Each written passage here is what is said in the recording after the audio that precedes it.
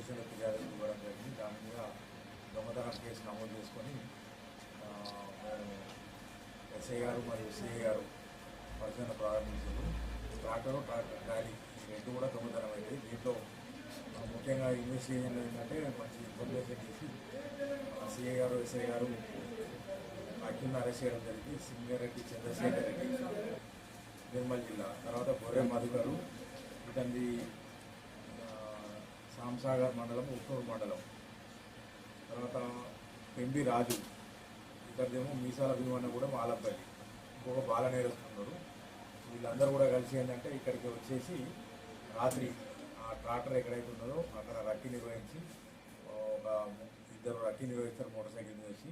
ఒక అతను ఏంటంటే తెల్లవారుజామున ఏంటంటే ముసుగేసుకొని దాన్ని ఆ ట్రాక్టర్ను దొంగతనం చేసుకుని బయటికి తీసుకెళ్తారు. తీసుకెళ్ళి ఏంటంటే దాన్ని మార్చి ఇంజన్ కానీ దాని ట్రాలీని కానీ మార్చి దాన్ని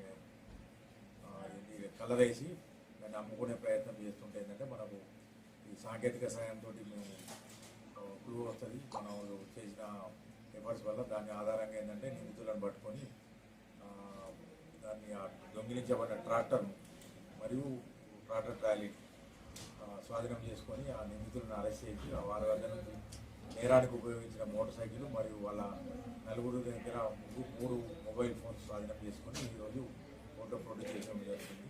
ఈ దొంగిలించబడిన ట్రాక్టర్ ట్రాలీ విలువ 8 లక్షలు ఉంటుంది.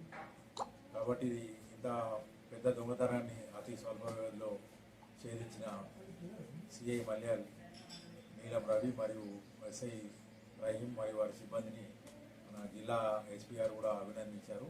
వారికి తగిన రివార్డ్ ఇవ్వడం జరుగుతుంది.